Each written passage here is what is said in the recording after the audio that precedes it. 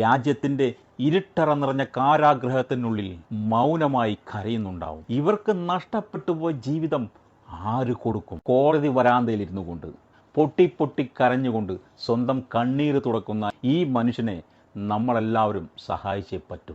അതുകൊണ്ട് പ്രിയമുള്ളവരെ, മാക്സിമം ഈ വീഡിയോ ഷെയർ ചെയ്യണം. ഇത് ബാലുശ്ശേരി പൂനോത്ത് സ്വദേശി EK മുഹമ്മദ്. കഴിഞ്ഞ 4.5 വർഷക്കാലമായി സ്വന്തം വിധിയോട് പടവെട്ടി ജയിച്ച EP മുഹമ്മദ്. അതെ, കൊയിലാണ്ടി കോടതി ഈ മനുഷ്യനെ നിരപരാധിയാണെന്ന് പറഞ്ഞുകൊണ്ട് വെറുതെ വിട്ടിരിക്കുന്നു. വിധി കേട്ട ഈ മനുഷ്യൻ സന്തോഷിക്കുകയല്ല ചെയ്തത്, മറിച്ച് പൊട്ടിപ്പൊട്ടി കരയുകയാണ്. അയൽവാസിയായ മുത്തശ്ശിയും പേരക്കുട്ടിയും പിന്നെ ഒരു പോലീസുകാരുടെയും ക്രൂരമായ വിനോദത്തിന് ബലിയാടായ ഒരു പാവം മനുഷ്യൻ.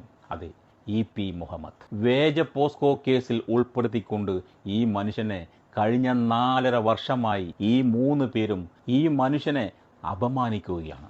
ഒടുവിൽ സ്വന്തം നിരപരാധിത്വം തെളിഞ്ഞപ്പോൾ കോടതിയുടെ പ്രതിക്കൂട്ടിലിരുന്നു കൊണ്ട് ഈ മനുഷ്യൻ പൊട്ടിപ്പൊട്ടി കരഞ്ഞുകൊണ്ട് ചോദിക്കുന്നു, എനിക്ക് നഷ്ടപ്പെട്ടു പോയ എൻ്റെ 4.5 വർഷം ആര് തിരിച്ചു തരും?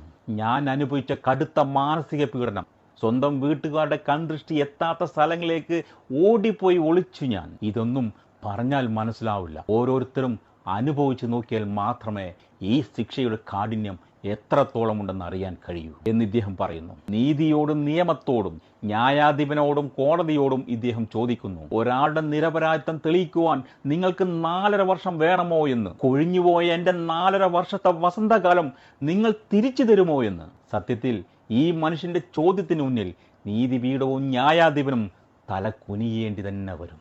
ഇതുപോലെയുള്ള എത്രയെത്ര നിരപരാധികൾ വിചാരണ തടവുകാരായി രാജ്യത്തിൻ്റെ ഇരുട്ടറ നിറഞ്ഞ കാരാഗൃഹത്തിനുള്ളിൽ മൗനമായി കരയുന്നുണ്ടാവും. ഞങ്ങൾ എന്തിനു വേണ്ടി ഈ കാരാഗൃഹത്തിൽ കിടക്കേണ്ടി വന്നു? ഞങ്ങൾ ചെയ്ത തെറ്റെന്താണ് എന്നിവർ ഉറക്കെ ചോദിച്ചു കഴിഞ്ഞാൽ ഒരു നീതിപീഠത്തിനും ഇവരുടെ ചോദ്യത്തിന് മറുപടി കൊടുക്കാൻ കഴിയില്ല. ഇവരുടെ വസന്തകാലവും ഇവരുടെ യൗവനവും നശിച്ചുകൊണ്ട് ഒടുവിൽ വാർദ്ധക്യത്തോടുകൂടി നിരപരാധിയാണെന്ന് മുദ്ര കുത്തിക്കൊണ്ട് പുറത്തു വന്നാൽ ഇവർക്ക് നഷ്ടപ്പെട്ടു പോയ ജീവിതം ആര് കൊടുക്കും? രാജ്യത്തിൻ്റെ പരമോന്നത നീതിപീഠമേ പറയുക.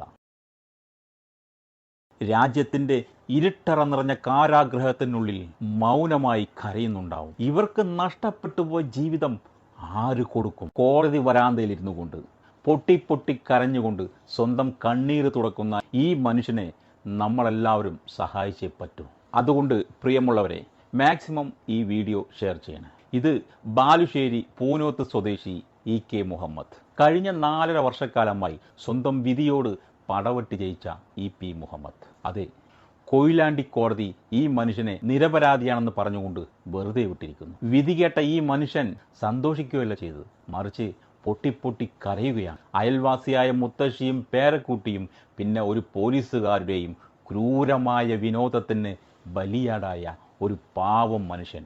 അതെ, EP മുഹമ്മദ്. വേജ പോസ്കോ കേസിൽ ഉൾപ്പെടുത്തിക്കൊണ്ട് ഈ മനുഷ്യനെ കഴിഞ്ഞ 4.5 വർഷമായി ഈ 3 പേരും ഈ മനുഷ്യനെ അപമാനിക്കുകയാണ്.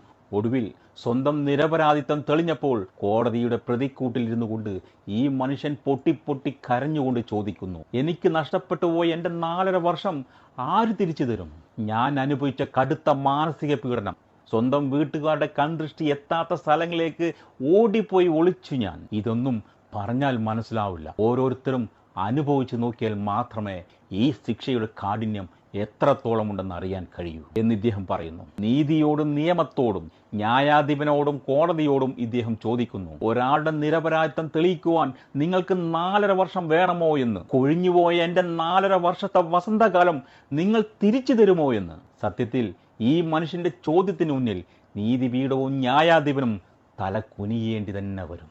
ഇതുപോലെയുള്ള എത്രയെത്ര നിരപരാധികൾ വിചാരണ തടവുകാരായി രാജ്യത്തിൻ്റെ ഇരുട്ടറ നിറഞ്ഞ കാരാഗൃഹത്തിനുള്ളിൽ മൗനമായി കരയുന്നുണ്ടാവും.